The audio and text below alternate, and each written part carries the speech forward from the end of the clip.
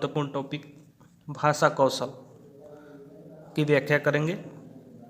ठीक है, इसमें जो है हम लोग आज श्रवण कौशल, वाचिक कौशल, पठन कौशल और लेखन कौशल सभी कौशलों के बारे में जानेंगे और इससे संबंधित इसकी विशेषताएं और प्रकारों को भी जानेंगे। चाहे आप किसी भी टीचिंग एग्जाम की तैयारी क्यों न कर रहे हों, सबके लिए यह टॉपिक महत्वपूर्ण है। बीएड और डीएलएड के लिए भी महत्वपूर्ण है। तो चलिए शुरू करते हैं लैंग्वेज स्किल से। राइट, तो पहला बिंदु है लैंग्वेज स्किल का। मनुष्य समाज में अन्य व्यक्तियों से संप्रेषण करने के लिए, संप्रेषण यानी बातचीत करने के लिए, अपने भावों के आदान प्रदान करने के लिए, ठीक है, वह बोलकर या लिखकर अपने विचारों को अभिव्यक्त करता है तथा सुनकर या पढ़कर उनके विचारों को ग्रहण करता है। कोई भी समाज के मनुष्य क्यों न हो, क्योंकि मनुष्य सामाजिक प्राणी है। सेकेंड पॉइंट है, भाषा से संबंधित इन चारों क्रियाओं के प्रयोग करने की क्षमता को भाषा कौशल कहा जाता है। इनका विकास एवं इनमें दक्षता प्राप्त करना ही भाषा शिक्षण का उद्देश्य होता है। यह चारों कौशल एक दूसरे से अंतः संबंधित होते हैं, अर्थात किसी न किसी रूप में एक दूसरे पर निर्भर करते हैं। व्यक्ति के सर्वांगीण विकास में भाषा कौशल की महत्वपूर्ण भूमिका होती है। व्यक्ति के सर्वांगीण विकास में भाषा कौशल की महत्वपूर्ण भूमिका होती है।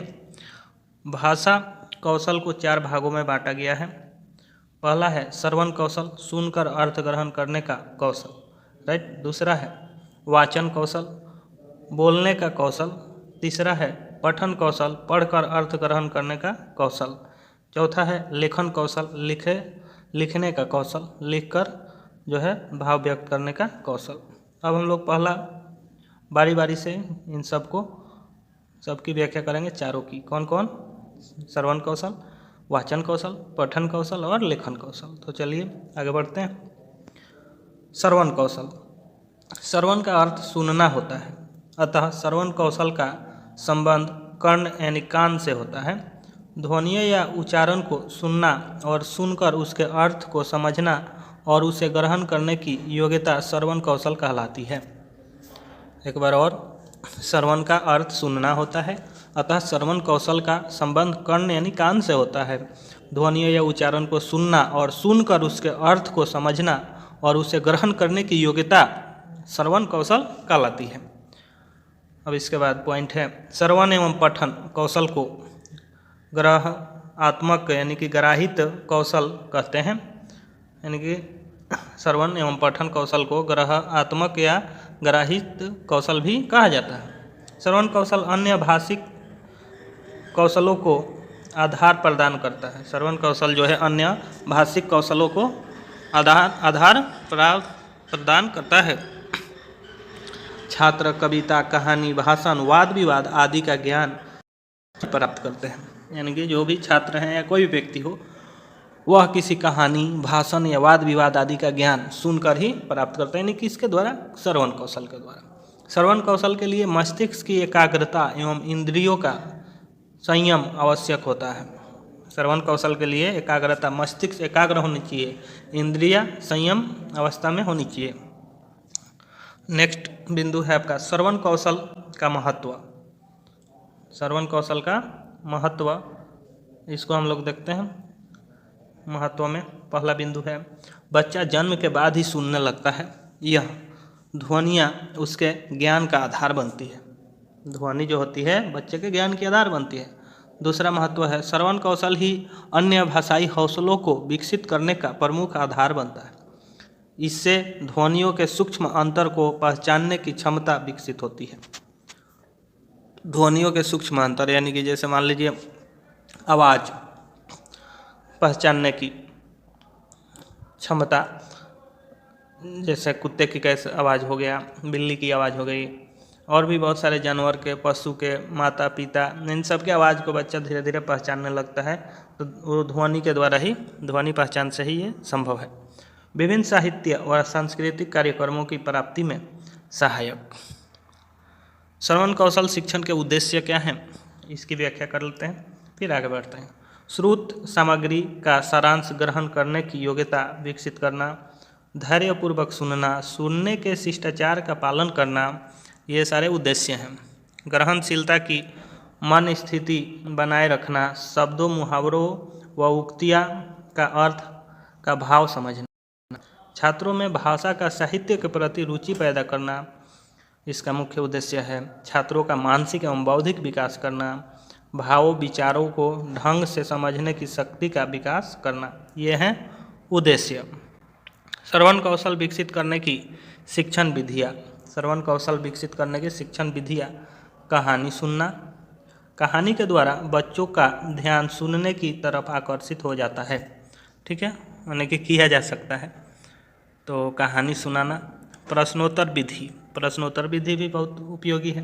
कक्षा में शिक्षण के दौरान अध्यापक पठन सामग्री को आधार बनाकर प्रश्न पूछता है। छात्र यदि सही से पाठ को सुनेगा तभी उत्तर दे पाएगा। पठित सामग्री के आधार पर प्रश्न पूछने से छात्र कक्षा में पढ़ाई गई बातों को ध्यानपूर्वक सुनेंगे। तीसरा, भाषण विधि। प्रायः यह मौखिक कौशल को विकसित करने का साधन है, किंतु छात्रों को पहले यह बता दिया जाता है कि भाषण को ध्यान से सुने। पांचवा, कविता सुनना। श्रवण कौशल को विकसित करने के लिए छात्रों को कविता सुनाई जाती है। अब नेक्स्ट जो होगा वो है आपका श्रवण कौशल के शिक्षण हेतु श्रवण सामग्री। तो टेप रिकॉर्डर, रेडियो, चलचित्र, ग्रामोफोन, वीडियो, कंप्यूटर आदि। आज के समय में मोबाइल भी इस लिस्ट में शामिल हो सकता है। हो क्या सकता है यहाँ मोबाइल, 7 नंबर में दे दीजिएगा मोबाइल। नेक्स्ट, वाचन कौशल। हम लोग इसकी व्याख्या करेंगे। श्रवण कौशल पूर्ण व्याख्या हो गई। अब वाचन कौशल। वाचन या बोलना भाषा का वह रूप है जिसका सबसे अधिक प्रयोग होता है। भावों और विचारों की अभिव्यक्ति का साधन साधारणतया उच्चरित भाषा ही होती है। जीवन के प्रत्येक क्षेत्र में वाचन यानी बोलने की आवश्यकता होती है। व्यक्ति का सबसे बड़ा आधारभूत आभूषण व्यक्ति का सबसे बड़ा आभूषण उसकी मधुर वाणी। वाचन एवं लेखन कौशल को अभिव्यंजनात्मक उत्पादक कौशल कहते हैं। तो वाचन कौशल का महत्व है, इस पे हम लोग व्याख्या कर लें इसकी। वाचन कौशल का महत्व विचारों के आदान प्रदान के लिए, सरल, स्पष्ट एवं सहज बातचीत के लिए मौखिक भाषा के प्रयोग में कुशल व्यक्ति जो है अपनी वाणी से कहीं भी जादू बिखेर सकता है। सामाजिक जीवन में सामंजस्य तथा सामाजिक संबंधों के मुद्रण बनाने में वाचन कौशल प्रमुख भूमिका में होती है। तो ये रहा आपका वाचन कौशल का महत्व। अब हम लोग वाचन कौशल के उद्देश्य को देखेंगे, समझेंगे। तो वाचन कौशल के उद्देश्य क्या क्या है। पहला है बालकों का उच्चारण शुद्ध होना चाहिए। छात्रों को उचित स्वर, उचित गति के साथ बोलना सिखाना। छात्रों को सही व्याकरण वाली भाषा का प्रयोग करना सिखाना। फिर छात्रों को निडर होकर बिना हिचकिचाए अपने विचार व्यक्त करने के योग्य बनाना। यहाँ पे जो है मिस टाइपिंग है। बोलने में विराम चिन्हों का ध्यान रखना, यानी कि बोलने में विराम चिन्हों का ध्यान रखना सिखाना। छात्रों को धारा प्रभावपूर्ण वाणी में बोलने के लिए सिखाना। अवसर अनुकूल भाषा का प्रयोग करना, ये भी सिखाना। सरल, सुबोध तथा मुहावरेदार भाषा का प्रयोग सिखाना। स्पष्टता वाचन कौशल का एक महत्वपूर्ण गुण होता है। बालकों को स्पष्ट भाषा प्रयोग करना सिखाना। अब इसके बाद हम लोग जानेंगे वाचन कौशल विकसित करने की शिक्षण विधियों के बारे में। तो पहला, वार्तालाप। छात्रों को वार्तालाप में भाग लेने के लिए प्रेरित करें, यानी कन्वर्सेशन जो होता है। वार्तालाप का विषय छात्रों की मानसिक बौद्धिक स्तर के अनुसार ही होनी चाहिए। दूसरा है सस्वर वाचन। पहले शिक्षक को पाठ पढ़ाना चाहिए, बाद में छात्रों से सस्वर वाचन यानी बोल बोल कर पढ़ाना, यानी कि सस्वर वाचन कराना चाहिए। तीसरा, प्रश्नोत्तर। शिक्षक को चाहिए कि वह छात्रों से पढ़ाए गए विषयों से संबंध में जो है प्रश्न उत्तर करें। प्रश्न पूछे, उत्तर पूछे। कहानी व कविता सुनाना। शिक्षक को छात्रों को वाचन कौशल के अंतर्गत कहानी एवं कविता सुनानी चाहिए। 5वां चित्र वर्णन, छोटी कक्षा के बच्चे के लिए जो होता है चित्र वर्णन आवश्यक होता है। उन्हें चित्र देखने में अच्छा भी लगता है, यानी वे चित्र देखने में रुचि लेते हैं। चित्र दिखाकर उसके बारे में छात्रों से पूछा जा सकता है। 6 नंबर है वाद विवाद, नाटक प्रयोग, भाषण, समूह विचार विमर्श, वर्णमाला विधि, अक्षर विधि, ये सारी चीज़ों से जो है हम लोग वाचन कौशल को विकसित कर सकते हैं। ये सारी कितनी विधियाँ हुई? 9 विधि, समूह विचार विमर्श वर्णमाला तक। अब हम लोग जानेंगे वाचन के प्रकार। वाचन के प्रकार को तो सस्वर वाचन, मौन वाचन 2 है, तीसरा है आदर्श वाचन, अनुकरण वाचन। ठीक है, तो मुख्य रूप से जो है ये आपके लिए सस्वर वाचन और मौन वाचन 2 है प्रमुख वाचन के प्रकार। तो बोल बोलकर यानी कि स्वर के साथ छोटी कक्षाओं हेतु ये सस्वर वाचन होता है। मौन वाचन मन में बड़ी कक्षा के लिए होता है, मन में पढ़ना वाचन करना। आदर्श वाचन क्या है? तो पाठ पढ़ते समय जब शिक्षक स्वयं बोल बोलकर पढ़ाता है तो उसे आदर्श वाचन कहते हैं। अनुकरण वाचन, जब छात्र शिक्षक द्वारा पढ़ाए गए पाठ का अनुकरण करके पाठ को बोलकर पढ़ते हैं तो वह अनुकरण वाचन कहलाता है। सावधानियाँ, शिक्षक जो है स्वयं ही उच्चारण करे। ठीक है, यदि कोई छात्र प्राकृतिक कारणों से शुद्ध उच्चारण पाता है तो उसके माता पिता को सूचित करें तथा उचित चिकित्सा करवाएं। यदि कोई छात्र प्राकृतिक कारणों से शुद्ध उच्चारण नहीं कर पाता है तब यहाँ पे नहीं छूट गए। बोलने में कठिनाई, अनुभव करने वाले छात्रों को अधिक से अधिक बोलने का अवसर प्रदान कराएं। बालकों में संकोच, झिझक आदि न आए। बोलते समय छात्र सही स्वर, लय, भावपूर्ण वाणी का ध्यान रखे, यह देखना चाहिए। तीसरा पठन कौशल। साधारण अर्थ में पठन कौशल से तात्पर्य है कि लिखित भाषा को पढ़ना। भाषा कौशल में पठन कौशल का अर्थ है लिखी हुई भाषा को उच्चारित करना तथा भाषा को ग्रहण करना, यानी कि उस भाषा के भाव को ग्रहण करना यहाँ पे होना चाहिए, मिसप्रिंट है। भाषा शिक्षण में पठन कौशल पर सबसे अधिक ध्यान दिया जाता है। पठन ज्ञान प्राप्त करने का सबसे आसान एवं सरल तरीका है। अब हम लोग जानेंगे पठन कौशल के प्रकार को। ठीक है, पठन कौशल के प्रकार। पठन कौशल के 2 प्रकार हैं, सस्वर पठन और मौन पठन। ठीक है, सस्वर पठन स्वर सहित पढ़ते हुए अर्थ ग्रहण करने को सस्वर पठन कहा जाता है। वर्णमाला में लिपिबद्ध प्रणव की पहचान सस्वर पठन के द्वारा ही कराई जाती है। यह पठन की प्रारंभिक अवस्था होती है। सस्वर पठन। सस्वर पठन के गुण। सस्वर पठन करते समय शुद्धता एवं स्पष्टता का ध्यान रखना चाहिए। पढ़ाते समय भावानुकूल करना चाहिए।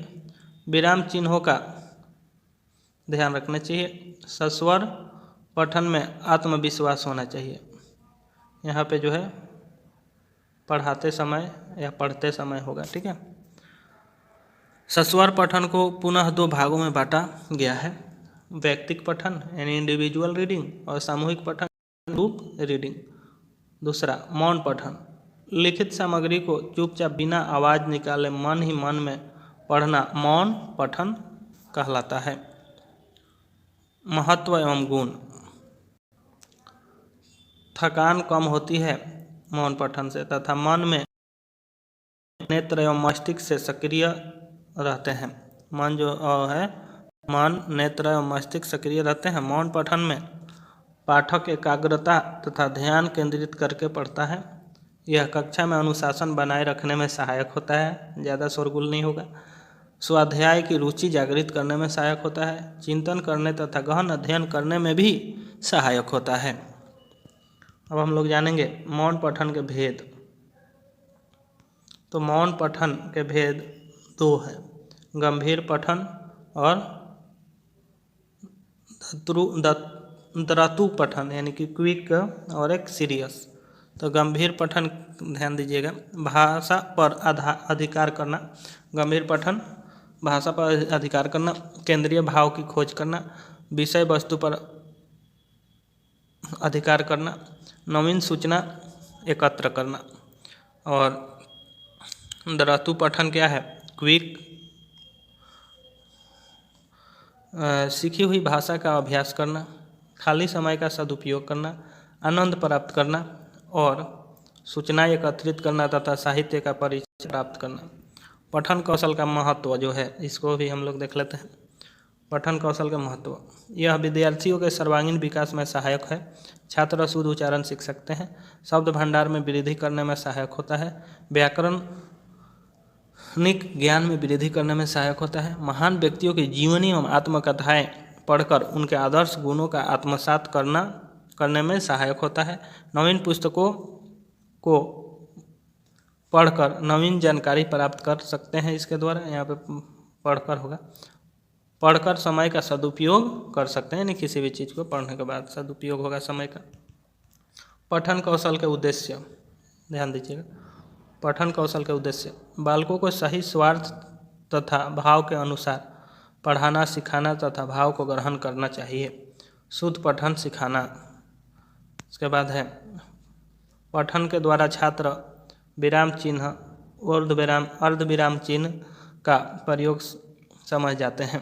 पठन से स्वाध्याय की प्रवृत्ति जागृत होती है। स्वाध्यायन, सही उच्चारण, ध्वनि, उचित बल आदि पठन से छात्र सीख जाता है। पठन से शब्द भंडार में वृद्धि होती है। पठन कौशल की शिक्षण विधियाँ, पठन कौशल की शिक्षण विधियाँ वर्णबोध विधि और ध्वनि साम्य विधि। तो वर्णबोध विधि में क्या है, इसमें पहले वर्णों का ज्ञान कराया जाता है, उसके बाद स्वर पहले, व्यंजन बाद में, फिर मात्राओं का ज्ञान कराया जाता है। ध्वनि साम्य, इसमें समान उच्चारण वाले शब्दों को साथ साथ सिखाया जाता है। उसके बाद है स्वरोच्चारण विधि, इसमें 12 कड़ी को आधार माना जाता है। क, का, के, की को। इस विधि में अक्षरों एवं शब्दों को उनकी स्वर ध्वनियों के अनुसार पढ़ाया जाता है।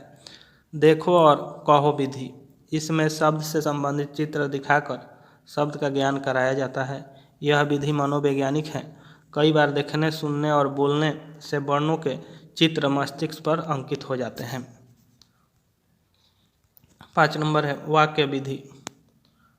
इस विधि में वाक्य या वाक्यांशों में बालक बोलता है, पहले वाक्य, फिर शब्द, फिर वर्ण, इस प्रकार क्रम में बच्चों को पढ़ाना सिखाया जाता है। 6 कहानी विधि, इस विधि में बच्चे को कहानी सुनाई जाती है। और 7 है अनुकरण विधि। यह विधि देखो और कहो विधि का दूसरा स्वरूप है।